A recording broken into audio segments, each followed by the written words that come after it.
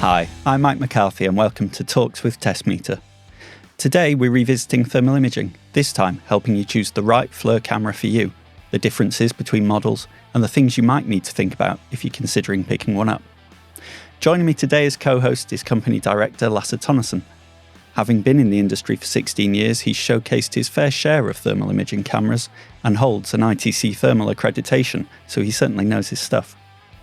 Alongside Lasse, I'm thrilled to be joined again by Jason Cargill, Technical Sales Specialist from FLIR. As one of the market leaders and long-term innovators of thermal technology, FLIR are a global brand at the forefront of thermal imaging. Jason will be a familiar face for many in the industry, as well as those who've watched our previous thermal imaging episode. Hi Jason, welcome back. Thank you very much, nice to be back. So Lasse, do you want to sort of give a brief overview of why we're here today? Yeah. Obviously, we worked with FLIR for a number of years. They got a massive range of thermal imaging products. The portfolio is ever expanding. Having worked in sales of instrumentation and thermal imaging cameras for years, and specifically in thermal cameras, we get a lot of misconceptions really in terms of customers calling us up asking for advice, which is great. And very often it sort of can be somebody with a specific application with an expectation of getting a thermal imaging camera that's going to do the job for them, costing far more than it actually needs to. So we end up sort of having to sort of say, well, listen, you have all these choices and, you walk away with 700 pounds more than you thought you had to spend.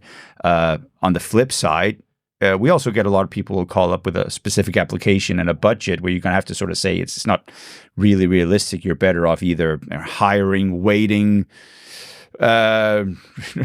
walking away from it altogether. So there's sort of misconceptions at both ends, and what seemed to be a good sort of topic for a conversation such like this is to sort of just walk through the range of these, all in their own right, brilliant, excellent products from a market-leading manufacturer in this technology, get Jason's take on it as well, and see if we can just sort of help anyone watching the video or listening to the podcast, and hopefully at the end of it, give them a better idea of sort of what's the right product for them in or around this range for getting some of the really high-end stuff, and just having a general conversation about it, because we have it every day with customers. So why not get the man in and sort of... And he wasn't available, so you got me? No, that's it. Yeah, so we got Liverpool's favorite son from FLIR as well. Yeah. So thanks again. No, it's nice to be in a position to have a conversation like this as well. Because, there's a lot of specification sheets and technological points people can consider. You've highlighted things like what type of application, what type of budget have you got. It is a maze trying to discover or trying to find what camera you need or what solution you need. Ultimately, thermal cameras all do the same job. You just do it in different ways. Yeah. And I think from the entry point, which we'll go through the range, there's kind of a natural progression over time with customers as well. They get used to the technology, they see the benefits, they then see, well, there's additional features on this other version or this other form factor and then over time they'll invest in that technology. So the entry point's really important because it's the most affordable in our range, which means it's accessible to more people. And more people can get to try thermography and thermal imaging as a tool. So it's...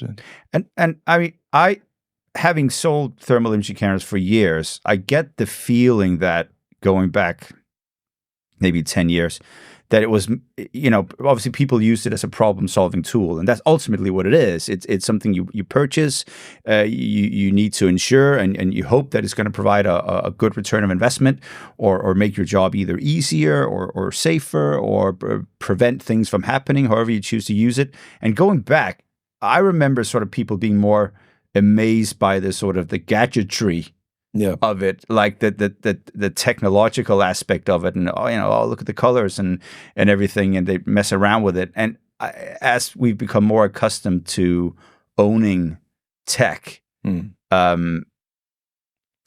I feel, and this is for the good, it's gotten a little bit more back to the fact of what's going to provide me with the best return on investment? What's the right product for me? I don't necessarily need to spend more for the sake of having all these sort of bells and whistles. Yeah.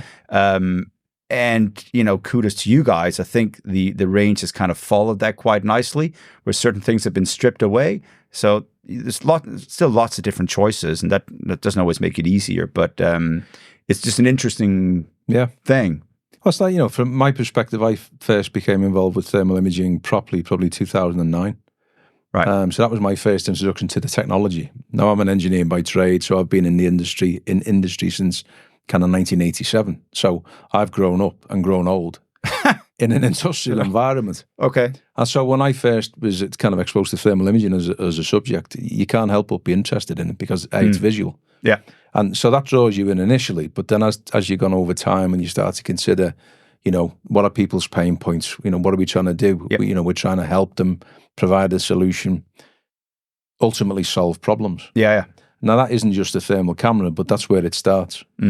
So again, when we come back to this entry point, for example, the FLIR 1 Pro, which was the product that really was the springboard, if you like. FLIR 1 Pro. So that is the FLIR 1. The FLIR 1, yeah. Later FLIR 1 Pro, but commonly for all those is that they plugged into a device. Yes. Yeah, into the port, the charging So there was point. 3 different versions, wasn't there? There was something like that. The 2 for Android and the 1 for iOS. And ultimately, they had different connectors. Yeah. So that meant if you purchased or invested in a FLIR 1 for an Apple device, and then you changed to Android, you'd need to get another FLIR 1 Android device. Or somebody would, they'd have to use either their work device or their own personal device as a tool. Yeah. And you drop it, and then that snaps. It was always a weak point with the. It still is. I mean, those products are still available. FLIR 1 Pro is still available when this is recorded. But and that's why it's that entry point where you're looking at the if someone wants to look at the minimum amount they need to invest.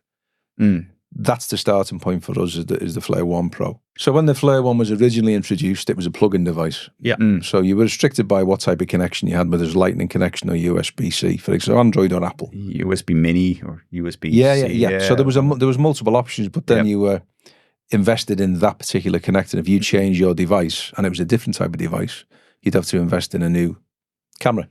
So that's kind of. We've now moved on from that to the FLIR 1 Edge series, which we have an example of on the desk. So that's this one here. Yeah. So that one's actually a FLIR 1 Edge Pro. So there's 2 models in the range. Will fit on either Apple or Android devices. They can be used horizontally with tablets as well. So if you use tablets within your company, and so a lot of companies use Android, it's usable with either platform. So we've expanded the use of this mobile technology now, and the added advantage we've also included is it's now usable detached from the phone. So you're no longer tethered to your device. Yeah. That's a massive, massive step forward. I mean, I won't go as far as to say for mankind, but in that entry level range of thermal cameras, that made so much sense. Anyone calling us up today, sort of looking at that, anything that pairs with their phone and using their device or their tablet as a screen and reporting tool, these days, I'd say it makes no sense not to go for that type of form factor. Yeah. So now it is a really, really good product. It's really sturdy and it's simple. It has one button on it, which is an on-off button. It has one socket for charging. Battery life is about 2.5 hours. It's robust. It's been designed very much for an industrial environment. And the fact we have 2 models is we have 2 resolutions. So you can either have more pixels or less. And why does that matter? I mean, with thermal imaging, regardless of what type of camera, it's about pixels on target. So ideally, you want more pixels on your target to get better information from your thermal image. Now, it's not always necessary for every application. Sure. Because some people are just looking at condition. So, we've got 2 types of thermography. We have qualitative and quantitative. Qualitative analysis is basically looking at the condition. Yeah. There's 3 fuses. The one on the right is a lot hotter than the other 2. Yeah. That's qualitative analysis. Forget the rest. Forget how nice the image looks. You're not interested in temperature. No. It's just there's something not right here. Exactly. Yeah. So pixels on target isn't as important then. So you can utilize maybe a lower resolution camera. So for example, if you're not interested in actual temperature data, you're just looking at condition, the FLIR 1 Edge, which is the entry point, could be a good opening option for you. Yeah, sure. It's a 60 by 80 detector. That's 4,800 pixels. So that's definitely what we say. 80 by 60. Yeah. That's in our language is entry level. Yeah. Right. Yeah. And 160 by 120 is your. I mean, it's still in the entry level format, but it's a reasonable mid level type of. It's a really detector. 161. So it's 19,200 pixels. Exactly. So ultimately, you're going from just under 5,000 to just over 19,000. That's a good point. So if anyone sort of wants to compare thermal resolution, I mean, the real way to really do it is to take the two numbers, 80 by 60 or 160 by 120. Yeah. Sometimes you'll see 320 by 240. All the rest of it, and you take those two numbers and you multiply them and you compare those two numbers. And that's the number of pixels you have in your image. Exactly. Yeah. Yeah. And it's kind of, so pixels on target is important if you're really interested in a better image, for example. Now, even on the FLIR One Edge Pro, it also has additional technology called Vivid IR. All right. Which is not on the Edge. That's the Edge doesn't have that. Okay. So when we talk about the FLIR One Edge as a series, we have the FLIR One Edge, which is the 60 by 80, and we have the FLIR One Edge Pro, which is the 160 by 120. But it also has on the Pro version an additional image enhancement tool called Vivid IR. So they both have MSX, which is multispectral dynamic imaging, which is an image enhancement tool. It allows you to essentially emboss visual details onto a thermal image, which is really powerful. Especially if you're looking at, like if you're going really high end, really high thermal resolution, high thermal sensitivity, the image itself becomes so lifelike that something like MSX was sort of, as Jason alluded to, it underlays the digital image of the digital camera in the thermal camera underneath it to give it additional detail and visual detail and all the rest of it. And sometimes with those high-end cameras, I would almost say, turn it off. But if we're talking at anything that we've sort of got here with us today that we'll be covering, MSX was such a brilliant addition to the range. I mean, I remember when it first came out, and you were showing somebody an 80 by 60 camera and turning that on, and you could instantly just sort of see a smile and like a light bulb moment and all the rest of it. So it continues to be, especially for sort of low, mid-level cameras, just a brilliant feature. I think even, and I agree totally on in regards to the higher resolution cameras that you operate, you don't need to use it as much because the detail's already there. But the thing you still can't do even on a top of the range camera is see writing. Yeah, correct. So if you're looking at a terminal board or a contactor bank and you want to identify, or it could be identification on a cable, could be the rating plate on a motor, MSX will allow you to read that image, that data. So totally agree, the higher the resolution, the less it's used by professional thermographers, definitely. Yeah, sure. Unless it's to see visual data through. I think it's important as well that when you showed the Edge Pro before, these cameras have two lenses, a thermal lens and a digital lens. Yeah. So that camera, every time you press your phone to capture an image, will take a 5 megapixel digital image and plus your thermal image. And that's how we get MSX, is by combining those two. Just very quickly then, obviously we've spoken a bit about some of the technology involved in it and the form factor. But from a top level view, who is it that might want a FLIR One Edge, for example, and what sort of applications are we talking? Well, if we start right, the starter point would be someone who's interested in thermal imaging but isn't too sure what it is and what exactly would they use it for. So you're always going to look at a more affordable range of camera. Yeah. So that's the first point. But then it's also, okay, well, how much do you think you're going to be using the thermal camera? What is your main role, or what is the main, type of business that you're in? When we were talking earlier on, we mentioned about automotive applications.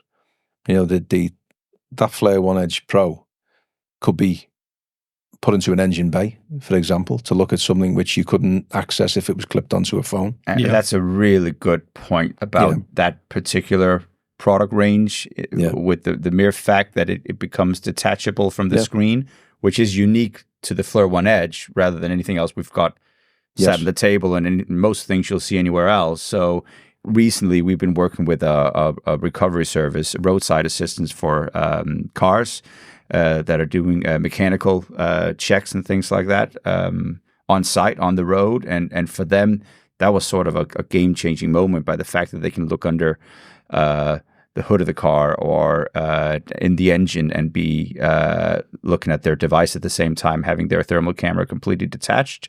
So very unique to the FLIR One Edge. Yeah, and I think as well, I mean, it can be removed and maybe clipped onto something else so it can follow a process. But even, and again, this isn't something which you'll find in FLIR material, but you could tie wrap that camera to a monopod that you could then extend, and you could really look in hard to look for areas.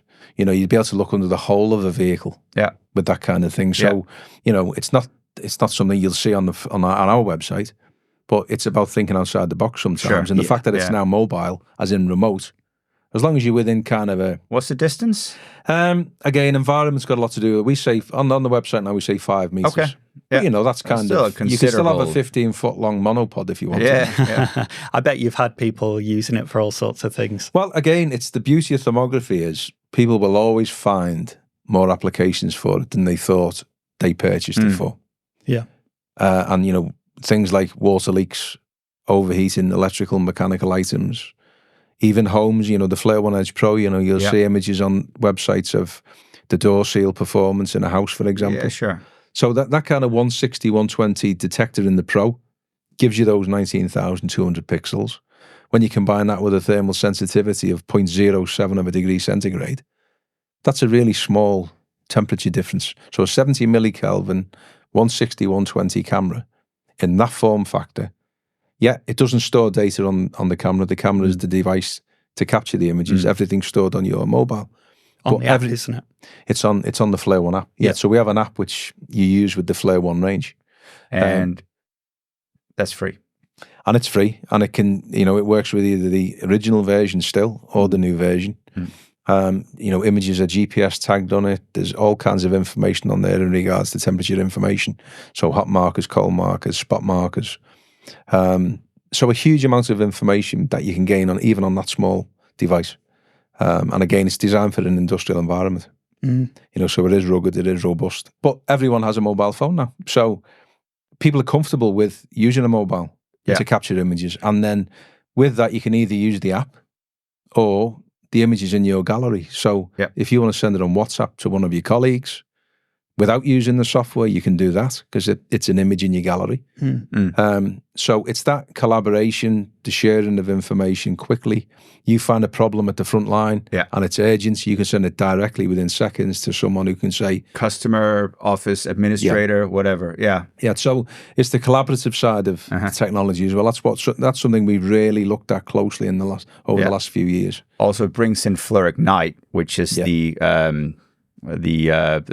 cloud service. Again, I believe it's free, that you can sign up to, and that acts as a file sharing, information sharing platform and backup as well for FLIR products. Yeah, FLIR Ignite is it's that DNA strand that runs through all the cameras now. Okay, certainly all the newer cameras. Right, the older cameras, you know. So is it open to the whole range now?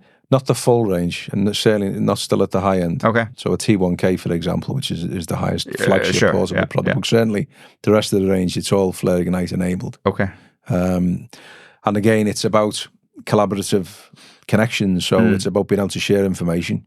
There's also a desktop sync version available. So you can have someone at the front line with the tool capturing the data that goes straight to the cloud that can then be accessed via the desktop software and be analysed, and reports can be created while you're still capturing more images. And that problem might be something that needs dealing with, you know, quite urgently. Yeah.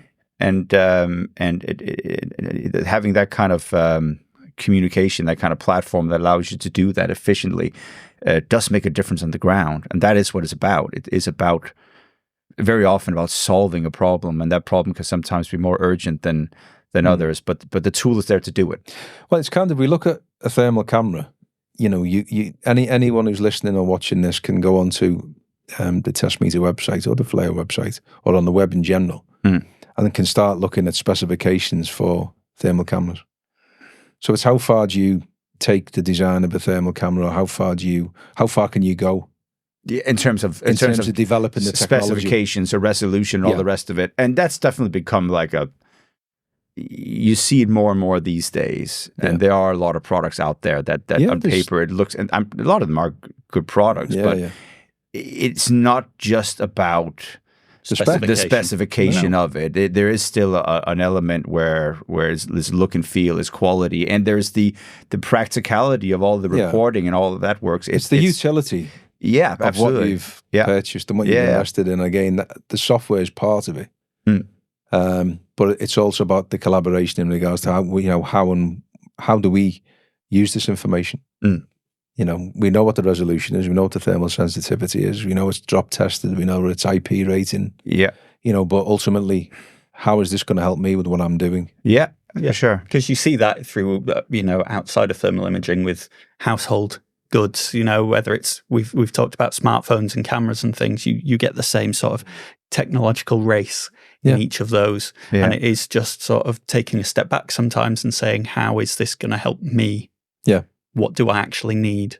So on that basis, really, I guess the next question would be, what reason would you have to sort of take the next step up, and what would that look like? But I think logically, the next talking point would probably be the sort of the TG range. This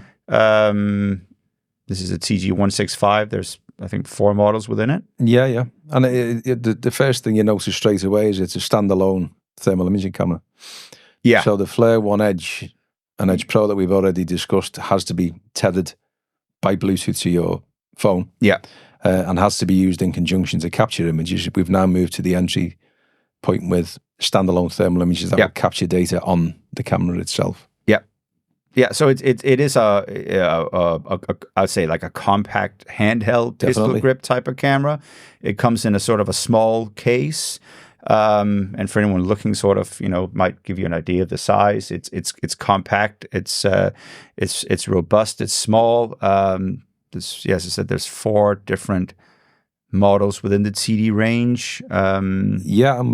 We kind of start with the TG 165X. Correct. Which is the entry point, which is, again, we have a 60 by 80 detector.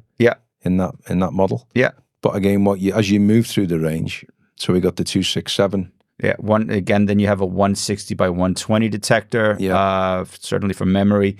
Definitely a smaller screen, but so it is a small compact camera. But it's still a thermal imaging camera. Oh, for sure. And very much sort of an all-around thermal imaging camera. With MSX as well. With MSX, very cost effective. So I'd say if you prefer to have like an all-encompassing device where your thermal images are stored on the camera, and want something still within a from a thermal imaging perspective, a reasonable budget, then it's like a good alternative. And then interestingly, so you got 165, you got 267, TG 165X, TG 267.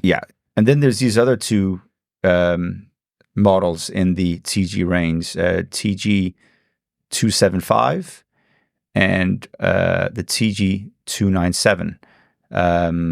From memory, the TG297 has quite a high temperature range. It does. It's kind of the top temperature range on a TG297 is 1,030 degrees Celsius. Right. That's so for anyone watching, that's for an entry level type of camera. That's a high range. So typically, you'd be looking anywhere from maybe 250 degrees to 550. So you're into quite an industrial application at a lower price point. Could be looking at furnaces, we could be looking at kilns, refractory, within those kind of environments. So it really opens up an opportunity for someone to look at a relatively effective product, considering its temperature range, but in the same compact form factor as well. So it's from a user's perspective, the utility of a 297 is really good. Yeah, so that's the range of the TG range, but what sort of ties them all together is we have an app called MeterLink.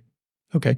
So the FLIR MeterLink app is an app for your mobile devices, which allows you to connect up to 7 different MeterLink compatible devices within the FLIR range. Right. So that could be a clamp meter, it could be a digital multimeter, for example, but it also includes the TG series of cameras as well. Right. So that's just something to bear in mind from a utility perspective. It allows you to not only look at the potential temperatures, but also what kind of current are we talking about, what kind of voltage. that kind of thing as well. So, and it's an interesting concept. I mean, meter link is not a new concept. No. I mean, it's still to this day, it does exist on more premium type of cameras at a higher price point. But, and as you said, you got both multimeters, you got clamp meters, you got electrical measurements. You've also got moisture meters. We have about, I don't know, 15 products maybe which are meter link compatible now. I mean, just to touch on, you mentioned FLIR's options.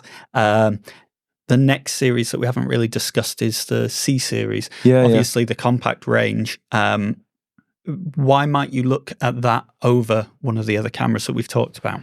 Well, again, let's say form factor first and foremost. It's very different. It's not a pistol grip camera. If Lasse can just hold the CX up, please.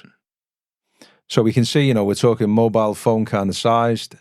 It's something that'll slide into your pocket nice and easily. But we have two models within the range. So we have a C3X and we have a C5. C3X has a lower IR resolution than the C5. But the C5 also has one touch level and span, for example. So this is another function that we've built into some of our camera ranges, where you can manually thermally tune the camera just by touching the screen. And that allows you to capture a better thermal image. And ultimately, why did you buy a thermal imaging camera to begin with? It's about the image. So anything that can enhance that, such as one touch level and span, that's a benefit to have. So again, it can be driven by budget and utility and what functionality do we need. Am I looking at quite high temperature contrast subject matters, in which case a lower resolution camera would suffice? But then could I benefit from using one touch level and span? And if the answer is yes, then you then move away to the next model in the range. But it's kind of compacted by name, compact by nature. It's a more kind of stealthy product, should we say, which you can literally slide in the pockets of a pair of trousers. I think, if somebody was looking at and that's if it suits their working day or whatever, if you're looking at for a compact product, you've really got sort of two choices that are sort of truly compact. You have a C5 or C series camera. You have a FLIR One Edge. Both are definitely compact. Both of them so you can carry around in your shirt pocket or in your tool bag, and between those two, again, it just comes down to, do you want to use your mobile device as the main focal point or in conjunction with the camera? If you're wanting something standalone yet compact, and again, rugged, drop tested, all this good stuff, then FLIR C series is a great product. And probably, I think C5 overall our best selling product, at least at the moment, if I'm not wrong. From a product perspective, just on the C series, and I'm not sure, I can't remember whether we talked about it with the TG. What sort of storage is there available on the device? There is storage on the devices. I can't remember the exact That's fair enough. size. I couldn't comment either. You need to contact a technical sales specialist from FLIR, really. So, or look at a data sheet. I mean, it's all there on data but sheets, ultimately. My point was more, it is all obviously the C series, and I think the TG series also, I think we mentioned, has inbuilt storage. Yes, and then you can connect them via a cable.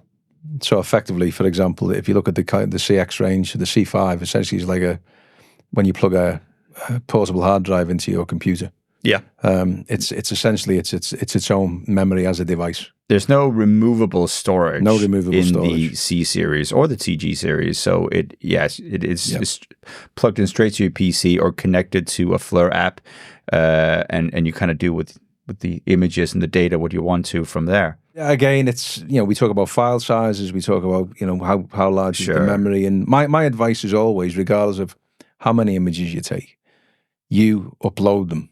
That's it. Or back them up whenever you can. Yeah, that's it. And even if you're doing a full day surveying, I wouldn't wait the full day. I would back them up as you go. So obviously we've discussed the C series a bit and some of the models in there, but I noticed there's an additional one on the table there. Yes, we introduced another model into the CX range. It's the CX5. So essentially this is an I'll pick this up. It's a little bit heavier than the others. Yeah, so this is an EX-rated thermal imaging camera. Okay. So ultimately, if you work in an environment where you have to use EX-rated equipment, the choice for thermal imaging cameras is quite small. And And certainly from our perspective, we have introduced a product with a good thermal resolution, same as the C5. Essentially, it is the C5, but enclosed in a housing, which means it meets the EX rating of both Zone 2 and Zones 22 for dust and gas. Okay.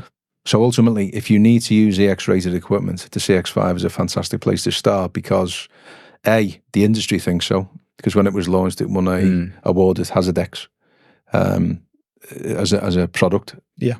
It uses FLIR Ignite as well, so you can have the same utility of backing your data up in the field. So it's been a really, really positive introduction to the range. So again, it's a simple scenario. If you're working in an environment, for example, you may be in a petrochemical industry. Yeah. You've got Zone 2 areas. You need to use EX-rated equipment because you will have signs up throughout the site which say EX-rated. Yeah. The CX5 is certified as an EX-rated thermal imaging camera. And as of the recording of this podcast, I mean, that is the pretty much the only, as far as I know, at least that's available to us, sort of go-to option for anyone wanting to adopt thermal imaging in an EX-rated environment. Well, it's kind of, there's a perception as well when it comes to zoning. People may say, well, we've got Zone 1 areas. Well, there's the difference between a Zone 1 area and a Zone 2 area can literally be from here to the wall of this podcast area. So if you've got a decent resolution, thermal resolution, you can stand in a Zone 2 area and take an image of an object that's in a Zone 1 area. You're not breaking any rules. You're still meeting the standards. So the thermal resolution of an EX-rated camera becomes important in that scenario as well. Yeah. So, and again, it's been designed very much for the robust environments. Certainly has, yeah. For general users, of course, it'd be more the I mean, if you're not from an environment where EX is a factor, I mean, don't even look at it. There is absolutely no reason to buy it other than the work environment you're in. And just quickly to recap, so in the C series, you've got a C3X with an 80 by 60 resolution, and you got a C5 with a 160 by 120 resolution. So again, you have sort of an entry-level product in this class of camera, and then you've got sort of the C5, which is the more sort of mid-level, more all-around performance type of camera. And you get the one-touch level and span on the C5 as well. Yeah, so there's just because that's kind of again from if you're able to manually tune a thermal image, that's a really powerful thing to be able to do. Yeah. Again, I like photography as a subject. I'm a very rank amateur, but you learn to use your camera out of automatic mode. Yeah. Right. Because there's a lot to be benefited from it. So being able to thermally tune something with the one touch on the screen, that's a really powerful feature to have access to. Certainly at this range of camera as well. So and that one touch level and span is available on the CX5 as well. I mean, you talked about this range. We're starting to get towards sort of higher capability cameras, I would say. I can't remember what FLIR's classification of the next range is. But obviously on the table there, we've got the entry point for that range, which is the E5 Pro. Yeah, so we'd call this the Pro series now. Okay. For anyone who's kind of familiar with FLIR, the form factor will look similar to a very successful range of camera which we had, which is kind of the E4, E5, E6, E8. You know, we've added features and functionalities for FLIR Ignites now available within the new EX Pro range, but also we have a touchscreen on the camera as well. That's probably the major feature. It's still a fixed focus camera, but we've increased its utility to customers and ability to connect with other. But again, it also goes into a point where certain customers will have a requirement for things just like an exchangeable, removable battery and carry a spare or even a third battery just for sort of ongoing use throughout a day where they're capturing lots and lots of thermal images.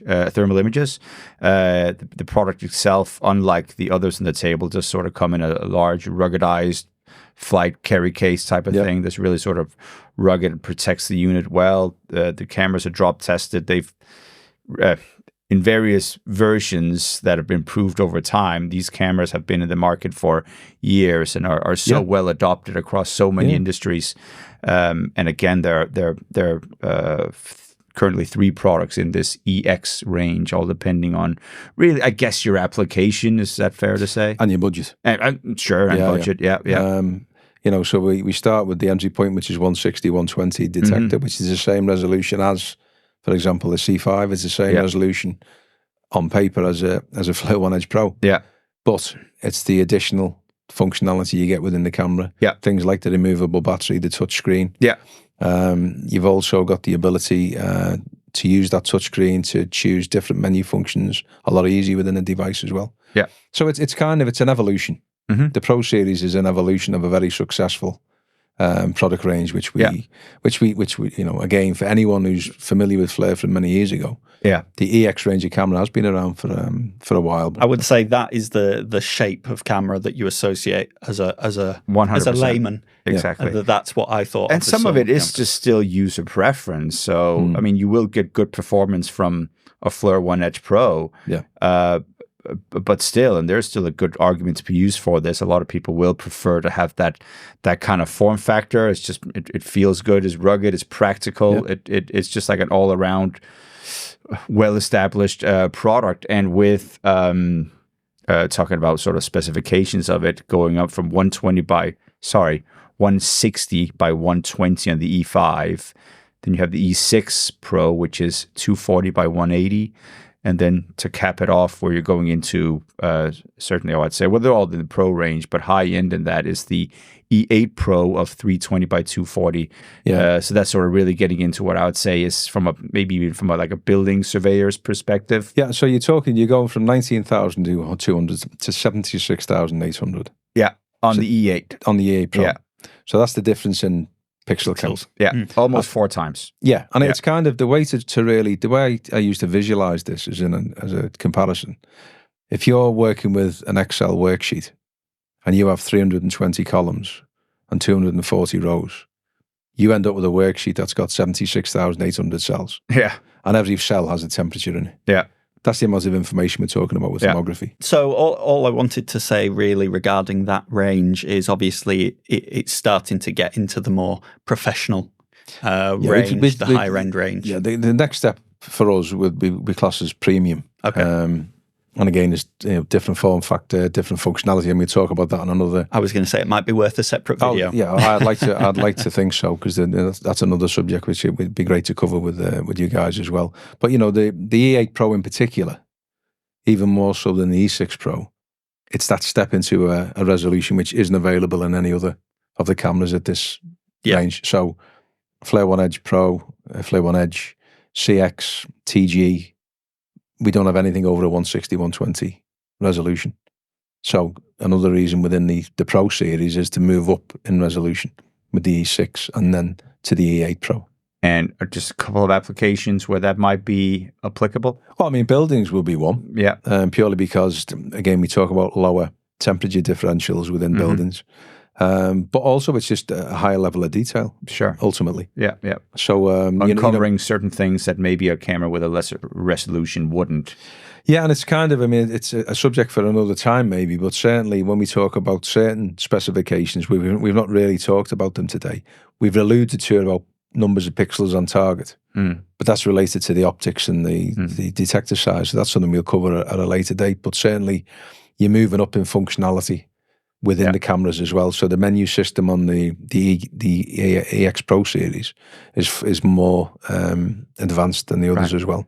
So there's more changes that you can make in the devices too. Yeah. But all the specifications are all available on the data sheets, and on again, there's a huge amount of sort of information on the FLIR site, and there's huge amounts of information on the test meter site as well. So the information's out there. I mean, one thing I will say, we do have a lot of case studies as well and testimonials available, some of which are on your site anyway. Yeah.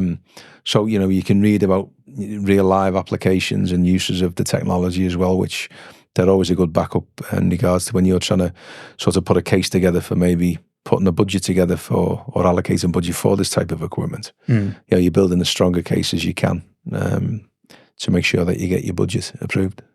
I mean, just to sort of summarize, really, I suppose, when we're talking about the key considerations then, based on what we've got here today, we've talked about form factor. being a massive one. We've talked about specification, number of pixels, and obviously we've talked about reporting. But in summary, as you said, there's a whole load of information out there, both on Testmeter and across the internet. But one thing that is invaluable to people is having that ability to pick up the phone or have somebody come and visit them to discuss these things and actually be guided through what it is that they need for their requirement. And whether that's, a visit from yourself or a visit from somebody or a phone call with somebody at our end. It's all trying to help find the right solution for people's problems. I think one thing we've kind of discovered with the unfortunate circumstances of the pandemic is we can use technology now to really connect and communicate with people. For example, let's say Teams as an example. We can have those initial discussions on a Teams call at a convenient time. It doesn't mean you've got to get access to the site. I mean, it's great to get access to sites to be able to show the technology off and it's in the real environment and really show potential users how it could be a benefit to them. But certainly if people have an interest, and that initial conversation could be a telephone call, it could be a Teams call where, I'm in a position and so would you be to be able to, for example, with thermal cameras, we can look at the screen of a thermal camera remotely. We don't need to physically be there. It's a benefit if we can be, but we can utilize technology now to really reach out and maybe answer some questions visually in real time that may, it's not as easy to do on the phone. So, I'd certainly say, just ask. There's not, just reach out. Ultimately, that's it. It is a case by case basis. Really, there are new applications, there are new questions being asked. I'm sure to you and to FLIR all the time, and to us as well. We try our best we can to accommodate the customer's requirements, however we can. Sometimes that is as simple as a phone call. Sometimes informative websites or videos, or God willing, things like this, discussions and conversations can help give people information they need. But in case of anything, we're based in Leeds. The numbers on the website, and the same with FLIR. There are people available there to help anyone with questions. And there's things like, we've touched on before about hiring and things. If people need to get their hands on these things to check that they are the right product for them, we have systems in place within Testmeter to either try before you buy or to hire things. On certain products we do. It depends a little bit. So if there's somebody who just has sort of an occasional need for a thermal imaging camera, then very often hiring is probably a more cost-effective solution, gives you access to a much wider range of cameras. And we hire out some of the products we see here today, certainly namely the EX series. And as Jason said, we have Teams calls with customers, and on occasional we do site visits and demos and various other things. So I think sort of the main message would just sort of be get in touch or visit the website or whatever works. Yeah, no, that's great. Well, thank you for coming again today, Jason. Thanks very much. It's been, and of course, been good. Lasse. If you'd like more information on the cameras we've discussed today, or some help finding the right model for you, please visit our website or get in touch and we'll be more than happy to help. Thanks again to our guests, and I hope you join us again in our next episode.